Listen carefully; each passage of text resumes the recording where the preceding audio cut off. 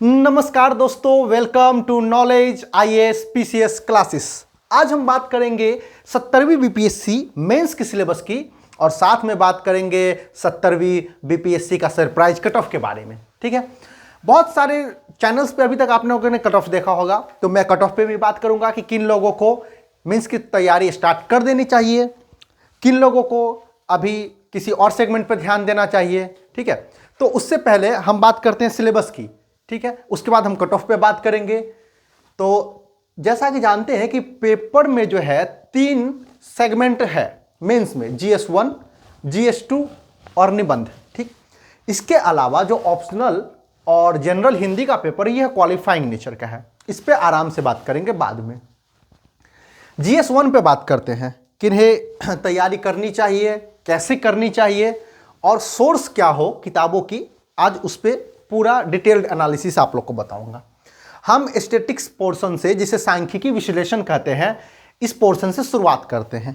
ठीक, स्टैटिक्स जो है यह आपका 72 मार्क्स के होंगे। ठीक, और आप लोग इसमें 70 आउट ऑफ 72 ला सकते हैं और एबव ला सकते हैं, 72 आउट ऑफ 72 भी ला सकते हैं। ठीक, कैसे, ध्यान दीजिएगा। स्टैटिक्स के लिए आपको मैथ के 4 चैप्टर पे कमांड होना चाहिए। नंबर 1 अनुपात, नंबर 2 प्रतिशत, नंबर 3 साझेदारी और नंबर 4 जो है वो है आपका रेशियो,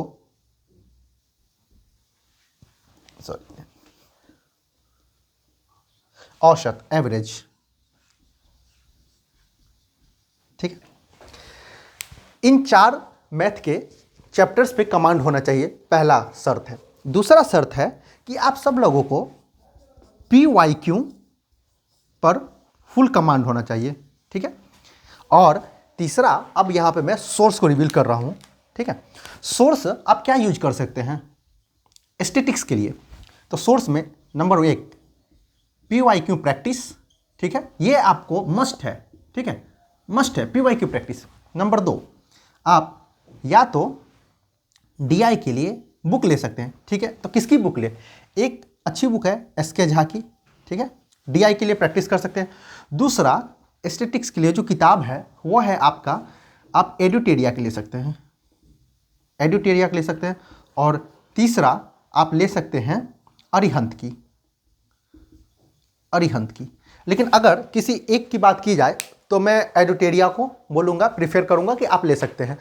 अरिहंत ठीक है, लेकिन इसमें लैंग्वेज थोड़ा क्लिष्ट है। नहीं तो अगर जिन्हें अरिहंत समझ में आती है वो अरिहंत को अगर कोई पहले से फॉलो करते हैं तो अरिहंत ले सकते हैं, बढ़िया किताब है। स्टैटिक्स 72 नंबर देगा। GS पेपर 1 एक ऐसा सेगमेंट है जिसमें आप अच्छा स्कोर उठा सकते हैं। ठीक है, क्यों? क्योंकि यहाँ पर स्टैटिक्स में आपको लैंग्वेज नहीं है। सबसे बड़ी बात है कि यहाँ पर लैंग्वेज नहीं है।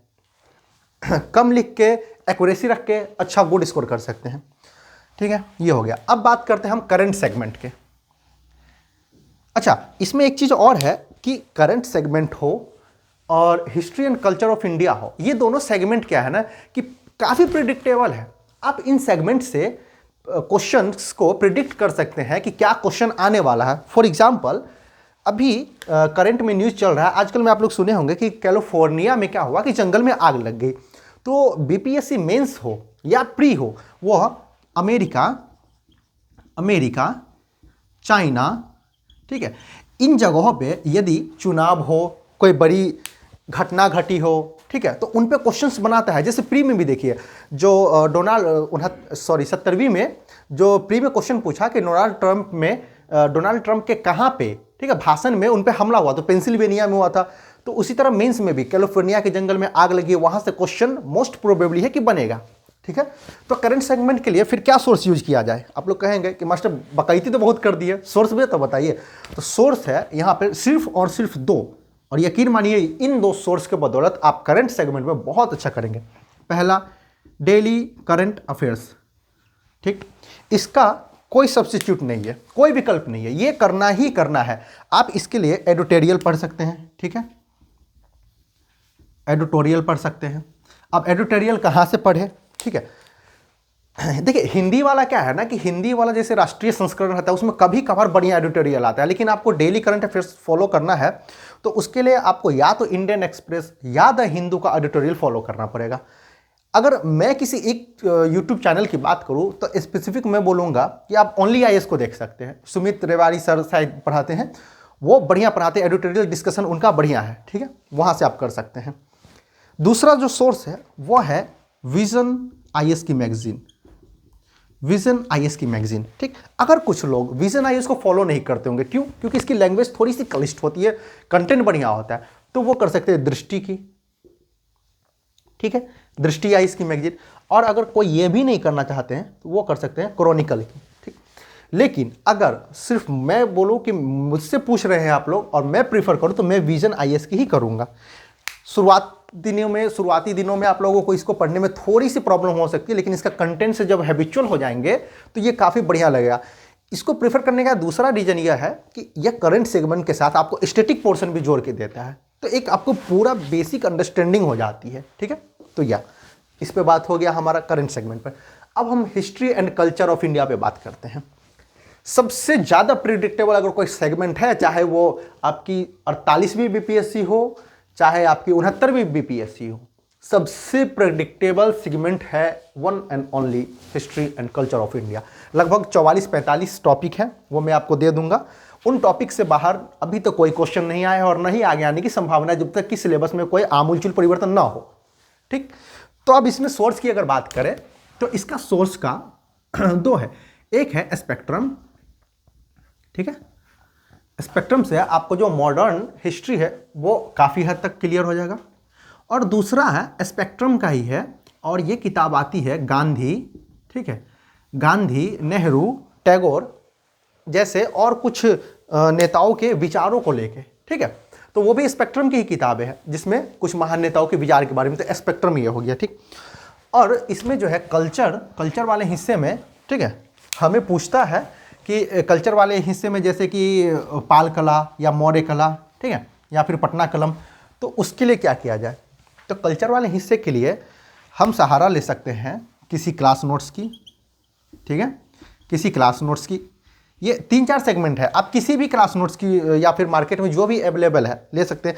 लेकिन एट द एंड क्या करना पड़ेगा कि आपको कंटेंट, देखिए मार्केट में किसी भी नोट्स का लीजिए, सब में सेम कंटेंट मिलेगा, तो फिर आपको मार्क्स कैसे इंक्रीज करना है वो प्योरली डिपेंड करेगा आपके प्रेजेंटेशन पे, मतलब आप कैसे प्रेजेंट करते हैं, आप कितना फ्लो चार्ट उपयोग कर रहे हैं, आप कितना डायग्राम यूज कर रहे हैं अपने आंसर्स में, ये आपके आंसर्स को बूस्ट अप करेगा, ठीक है। किसी भी क्लास नोट से आपको, या फिर क्लास नोट्स अगर ना हो पॉसिबल तो आप यूट्यूब चैनल के माध्यम से भी इसको पूरा कर सकते हैं, कई सारे चैनल्स पे ये दिया गया है। ये हो गया जीएस पेपर 1, ठीक है, ये आपको आएगा 114 मार्क्स के, ठीक है, और ये भी होंगे 114 मार्क्स के, और ये होगा 72 मार्क्स के। गॉट इट, ये क्लियर। अब आइए हम जीएस पेपर 2 पे बात करते हैं। जीएस पेपर 2 में पहला सेगमेंट भारत की राज्य व्यवस्था है, ठीक है। अब भारत की राज्य व्यवस्था है तो आप में से जो भी बच्चे होंगे बीपीएससी की प्रिपरेशन कर रहे होंगे या कुछ बच्चे यूपीएससी के प्रिपरेशन कर रहे होंगे तो उन्होंने लक्ष्मीकांत को जरूर ही पढ़ा होगा, ठीक है। तो इसके लिए बहुत अच्छा सोर्स भी है, yes, M Laxmikanth is the good source. But क्या इस किताब से हम मेंस का आंसर लिख पाएंगे? क्या यह किताब हमें उतना सक्षम बनाती है? ये सवाल खुद से पूछिए, आप लिखिए। एम लक्ष्मीकांत पढ़ने के बाद मेंस में जो क्वेश्चंस हैं उन क्वेश्चंस को आप लिखिए, प्रैक्टिस कीजिए उन क्वेश्चंस की। तो क्या यह पॉसिबल है? तो आपका जवाब शायद हो सकता है नहीं। तो फिर क्या किया जाए? तो इसके लिए आपको इसके साथ संलग्न करना पड़ेगा एनसीईआरटी की किताब। क्यों भाई, कौन सी एनसीईआरटी की किताब बता दिए सर? तो एनसीईआरटी में क्लास 8, 9 और 11th का दोनों पार्ट करना पड़ेगा, ठीक है, 2 पार्ट्स में है। अब क्यों करना पड़ेगा? क्योंकि एम लक्ष्मीकांत आपको फैक्ट देगा, एम लक्ष्मीकांत आपको कंसेप्ट उतना अंडरस्टैंडिंग नहीं देगा।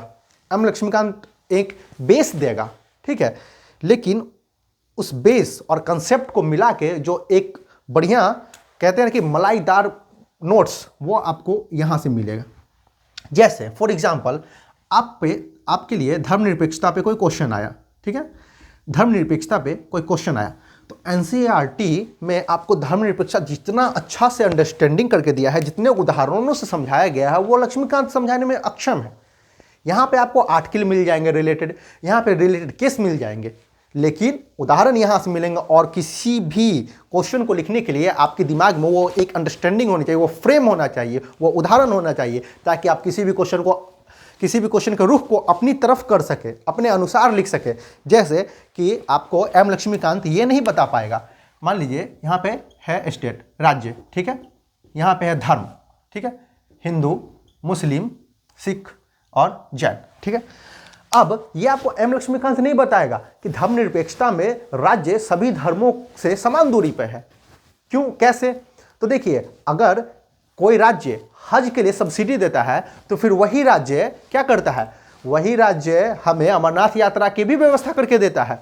अगर अभी एट प्रेजेंट आप देख रहे हैं कि महाकुंभ है, इतना सारा महाकुंभ है, तो महाकुंभ में योगी जी क्या कर रहे हैं? योगी जी कर रहे हैं महाकुंभ में इतनी सारी व्यवस्थाएं, तो क्या यह हिंदुत्व को बढ़ावा दे रहे हैं? जबकि हमारा देश तो धर्मनिरपेक्ष है। तो नहीं, हिंदुत्व को बढ़ावा नहीं दे रहे हैं, वो सनातन को बढ़ावा नहीं दे रहे, बल्कि राज्य का कर्म है कि ना तो किसी धर्म का विरोध करे और ना ही किसी धर्म को समर्थन करे, बल्कि वो लोगों की भलाई के लिए व्यवस्था करे। और ये चीजें आपको बताएगा एनसीईआरटी, ठीक है।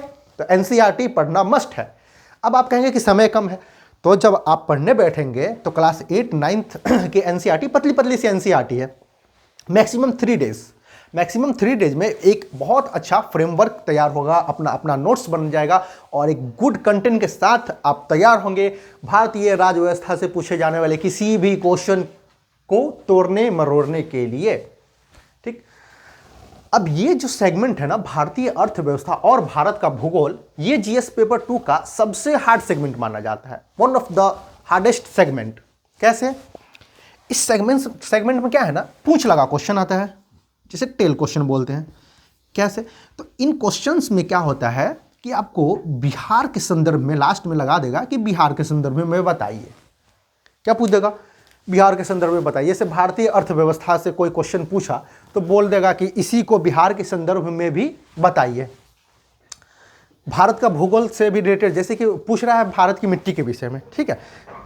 अब मिट्टी के विषय में पूछा तो वो साथ में लगा देगा कि बिहार के संदर्भ में बताइए कि इस मिट्टी में कौन सी फसल होगी, कैसे हम इस मिट्टी को ज़्यादा उपजाऊ बना सकते हैं, ये मिट्टी बिहार के विकास में, ठीक है, या यह क्षेत्र, इस मिट्टी वाला क्षेत्र, यह कृषि जोन बिहार के विकास में कैसे योगदान दे सकता है। इस तरह के क्वेश्चन आएंगे। तो फिर कैसे इन्हें टैकल किया जाए, इसके लिए भी अगर एकमात्र सोर्स कहा जाए तो इसके लिए जो सबसे बढ़िया, ठीक है, सोर्स है, अगर इकोनॉमिक्स की, पहले हम इकोनॉमिक्स की बात करते हैं। यहाँ पर देखिए बीपीएससी ने क्या किया, इसकी एक सबसे बड़ी गलती यह है कि इसने मेंस के सिलेबस को डिस्क्राइब ही नहीं किया है, ठीक है, इसको तोड़ना पड़ेगा। तो आइए हम तोड़ते हैं, क्या है इसमें। सबसे पहले इकोनॉमिक्स की बात करते हैं। इकोनॉमिक्स में क्या है, तो इकोनॉमिक्स में जब हम बात कर रहे हैं तो इसके लिए क्या सोर्स करें। तो देखिए, आप लोग में से बहुत लोगों को आप क्यूरियोसिटी होगी कि सर इकोनॉमिक्स के लिए क्या एनसीईआरटी पढ़ ले, वो सही रहेगा। तो नहीं, यहाँ पे मैं बोलूँगा कि इकोनॉमिक्स के लिए एनसीईआरटी नो। क्यों? अगर कोई बच्चा जिनका कॉमर्स बैकग्राउंड नहीं है, ठीक है, या फिर जिनका जो है इकोनॉमिक्स से बहुत ज़्यादा वास्ता नहीं है, तो वो एनसीईआरटी को कृपया करके ना छोड़े, ना छुएं। ये चेतावनी जनहित में जारी, ठीक। तो फिर क्या किया जाए, इसके लिए एक बढ़िया सोर्स है, आप मृणाल पटेल का, ठीक है, मृणाल पटेल का वीडियो देख सकते हैं। या फिर आप अगर इकोनॉमिक्स का पहले तो पढ़े ही होंगे, प्री के टाइम पे किन्हीं ना किन्हीं टीचर से पढ़े होंगे। तो इकोनॉमिक्स एक ऐसा सेगमेंट है ना कि अलग अलग टीचर के समझाने का जो स्तर होता है, ठीक है, वो अलग अलग होता है। आपको किस टीचर का इकोनॉमिक्स कितना अच्छा समझ में आ रहा है वो डिपेंड करता है कि वो टीचर कैसे पढ़ा रहे हैं, ठीक है, कितना डीपली पढ़ा रहे हैं, कितना उदाहरण दे रहे हैं। अब जैसे मृणाल पटेल का क्या है कि ये काफ़ी सारा उदाहरण देंगे, ठीक है, आपको डेली लाइफ से कनेक्ट कर देंगे, लेकिन इनका इकोनॉमिक्स समझने के लिए एक समझ पहले से होनी चाहिए, ठीक। But he is one of the best teacher for economics. तो अगर इनका वीडियोस वगैरह मिल जाता है, नोट्स मार्केट में मिल जाता है, वीडियोस भी इधर उधर मिल ही जाएगा, तो आप लोग यहाँ पे जा सकते हैं। या फिर आप लोग पहले से जिनको भी फॉलो करते आए हैं उनका पढ़ सकते हैं, ठीक। अब इकोनॉमिक्स सेगमेंट, तो फिर यहाँ पे आपको दिक्कत नहीं आएगी। इकोनॉमिक्स के जो कोर्स टर्मिनोलॉजी होते हैं ना, कोर टर्मिनोलॉजी इकोनॉमिक्स में, जैसे कि जीडीपी क्या है, ठीक है, जीडीपी क्या है, नेशनल इनकम क्या है, ठीक है, फंक्शंस ऑफ आरबीआई, तो ये सब ना आपको पहले से क्लियर होना चाहिए ताकि क्वेश्चंस में आप कोट कर सके, ठीक है, कोट कर सके। या फिर आप जिन भी टीचर का देख रहे हैं पहले से आपको अगर समझ में आ रहा तो मेंस लेवल का उनका कुछ वीडियोस देख सकते हैं। एक शायद यूट्यूब पे ही थे, आशीर्वाद सर करके आता है, आप लोग देख लीजिएगा, अगर उनका आप लोग को समझ में आए तो वो भी अच्छा पढ़ाते हैं, ठीक है। इसके अलावा इकोनॉमिक्स में अगर बिहार सेगमेंट से पूछता तो वो क्या करे, तो वहाँ के लिए सोर्स मैं बोलूँगा कि केबीसी नैनो की जो बुक आती है ना, आप इसको फॉलो कर सकते हैं, पहला। दूसरा, इसी सेगमेंट के लिए, सिर्फ इस सेगमेंट के लिए GS 2 का दृष्टि अपना किताब निकालता है, ठीक है, मेन सक्सेस सीरीज करके किताब निकालता है। अब मैं दृष्टि की बात कर रहा हूँ तो इसका ये मतलब नहीं है कि मैं प्रमोशन कर रहा हूँ, भाई मुझे उससे कोई पैसा वैसा नहीं मिलता है, अच्छी किताब है, मैंने एनालाइज किया है इसलिए बता रहा हूँ। तो वहाँ से आप लोग हेल्प ले सकते हैं, लेकिन एट द एंड में इतना ही बोलूँगा कि जो मार्क्स मिलते हैं ना कंटेंट मार्केट में, सब वही है, सबके पास वही है, दिमाग सबके पास उतना ही है। जो मार्क्स मिलेंगे ना वो मार्क्स मिलेंगे आपके प्रेजेंटेशन पे। आप चिप्स का पैकेट खरीदते हैं, 5 रुपया में 10 चिप्स रहता है, लेकिन प्रेजेंट करने का पैसा तो लेता है वो, नाइट्रोजन भरने का पैसा नहीं लेता है। वो जो चिप्स के पैकेट में अंदर नाइट्रोजन रहता है उसका पैसा नहीं लेता है, वो प्रेजेंटेशन जो प्रचार करवाता है उसका पैसा। आप देखिए उसका पैकेट की खूबसूरती देखिए, कभी पैकेट के पीछे पलट कर देखिए उसमें जो इंग्रेडिएंट लिखा है, कभी कभी स्लोगन। अब जैसे किटकेट एक बीच क्या था, स्लोगन निकालता था, है ना, अपने हर रैपर पे एक स्लोगन निकालता था, कुछ क्वेश्चंस निकालता था। और इवन की एक मतलब 2022 या 23 में ऐसा चलन चल गया कि यूपीएससी का जो प्री का क्वेश्चन होता है वो किटकेट के रैपर से आ रहा था। तो ध्यान दीजिएगा, तो वो प्रेजेंटेशन की बात मैं कर रहा हूँ। तो कोई भी एग्जामिनर जब कॉपी देखेगा, कॉपी चेक करेगा, तो वो आप लोगों की प्रेजेंटेशन पे मार्क्स देगा, ठीक है। तो इसके लिए सोर्स मैं बता दिया, मुनाल पटेल, कंसाइज करो मुनाल पटेल, ठीक है। साथ में बिहार संदर्भित के लिए केबीसी नैनो को लिख सकते हैं, या फिर GS 2 का मेन सक्सेस सीरीज दृष्टि का आता है वो ले सकते हैं, बढ़िया किताब है। भारत का भूगोल, इसके लिए क्या किया जाए सर, इसके लिए एनसीईआरटी छोड़ दे? नहीं, no no no no no, इसके लिए एनसीईआरटी मस्ट है, इसके लिए मस्ट है एनसीईआरटी। जो ज्योग्राफी है इसके लिए मस्ट है।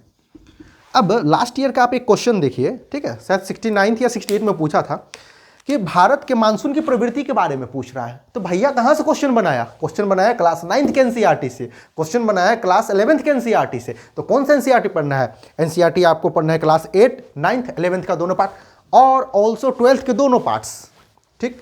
अभी मैं आपको थोड़ा सी इसमें और डिटेल करता हूँ, फिर आपको समझ में आएगा कि ये एनसीईआरटी क्यों जरूरी है, ठीक है।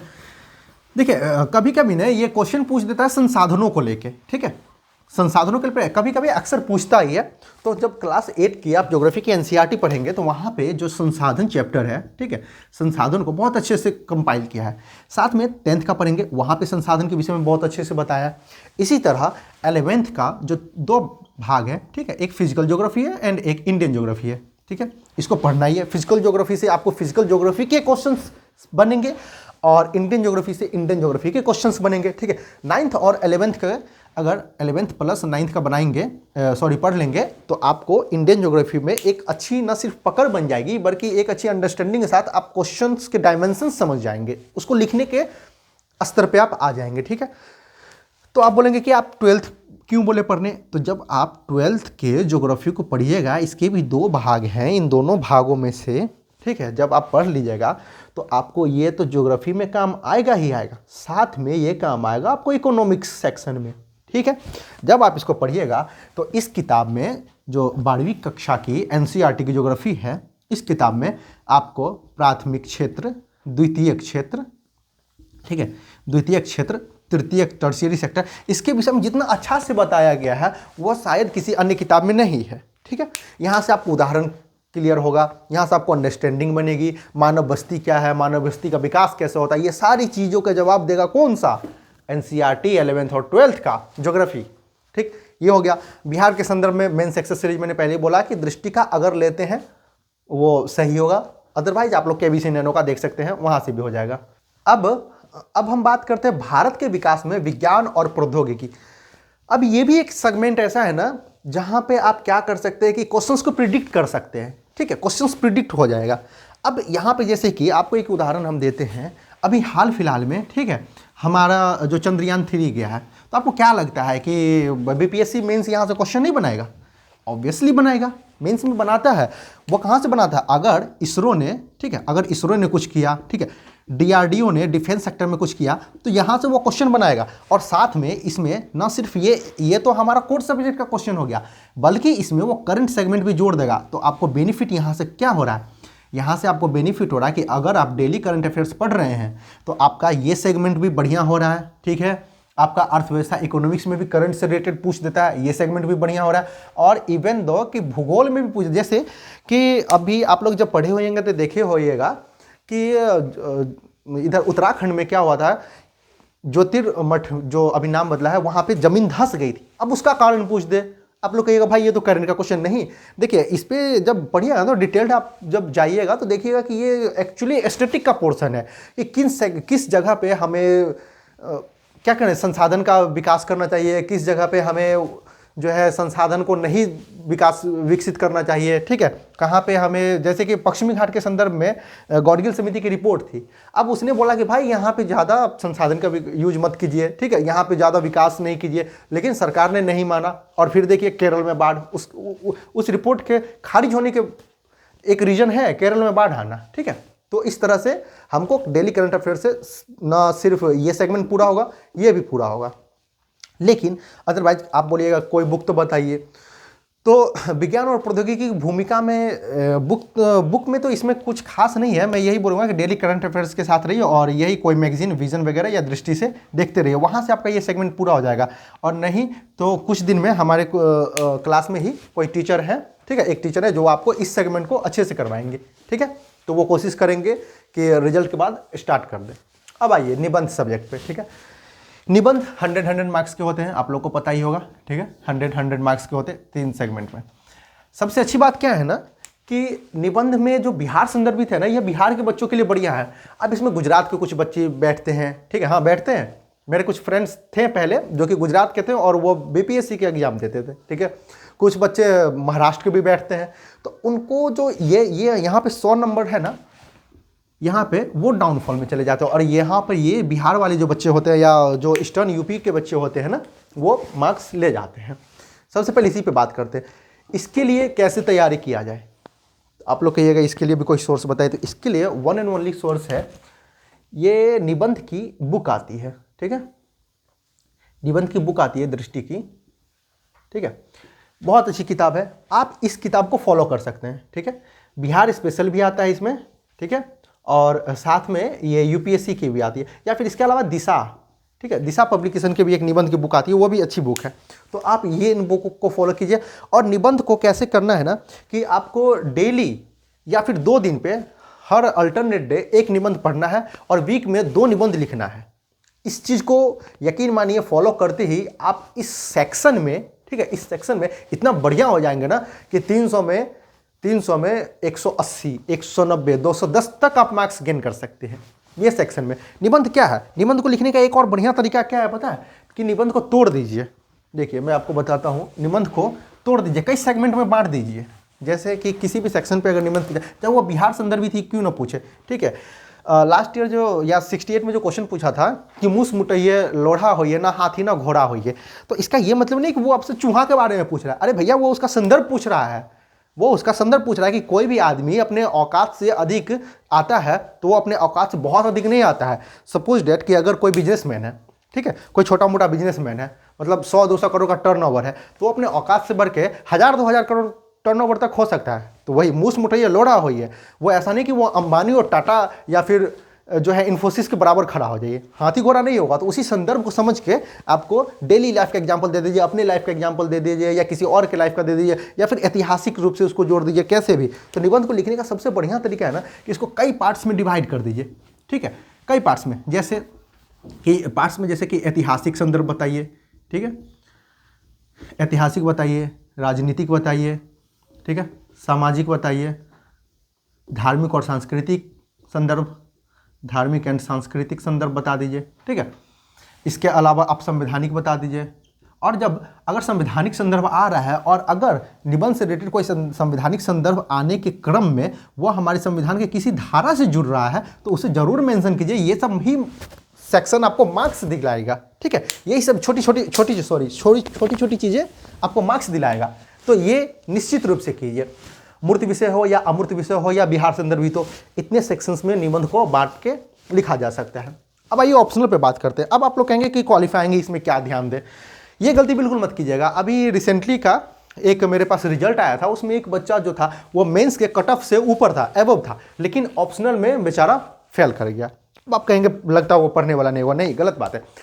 उसने ऑप्शनल को नेगलेक्ट किया, ठीक है। ऑप्शनल को नेगलेक्ट करने के बाद उसने सोचा कि इसमें तो कुछ भी आएगा तो बना ही दूंगा, मल्टीपल चॉइस होता है, रंग के पास हो जाएंगे। लेकिन वहाँ पे मात्र वो 35 या 33 मार्क्स लेके आ पाया और क्वालिफाई नहीं हो पाया, शायद 40 चाहिए था, ठीक है, ऑप्शनल के लिए।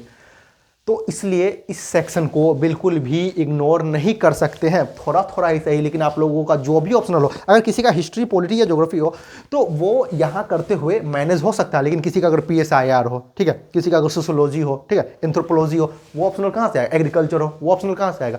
एग्रीकल्चर से याद आया कि विज्ञान और प्रौद्योगिकी के जो सेक्शन है ना, इसमें आप एग्रीकल्चर को मस्ट ध्यान दीजिए, ठीक है।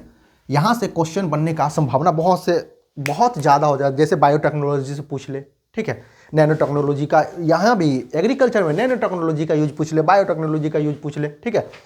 तो यहाँ एग्रीकल्चर पर आपको ध्यान देना, न सिर्फ विज्ञान प्रौद्योगिकी में बल्कि इकोनॉमिक्स सेक्शन और भूगोल सेक्शन है ना, ऑल्सो इकोनॉमिक्स एंड ज्योग्राफी के लिए ये बेनिफिशियल होगा। तो ये हो गया ऑप्शनल की बात, ठीक है।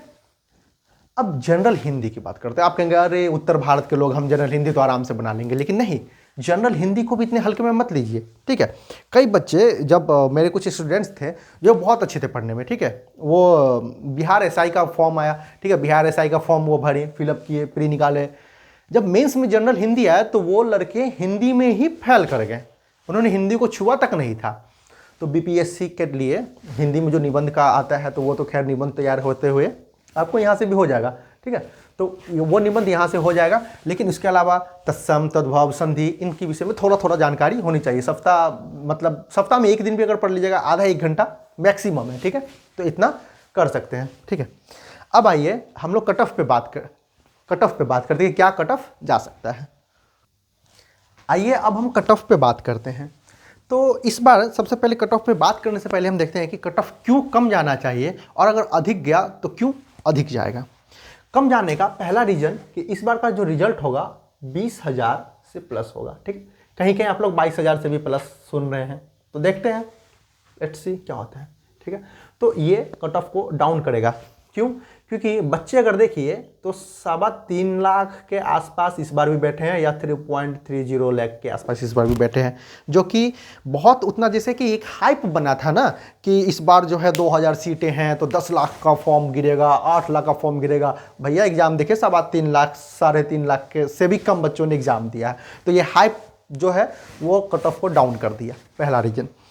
दूसरा, जब रिवाइज आंसर की आया तो उस रिवाइज आंसर की के आने के बाद मिनिमम 4 और मैक्सिमम 5.33 मार्क्स लगभग बच्चों का बढ़ा है, ठीक। 4, किसी किसी का ही 3 मार्क्स इंक्रीज हुआ है, नहीं तो लगभग को 4, जो मैंने पोल करवाया लगभग 11-12 हज़ार बच्चों का, तो उसमें 4 से 5.25 के बीच मार्क्स इंक्रीज हुआ है।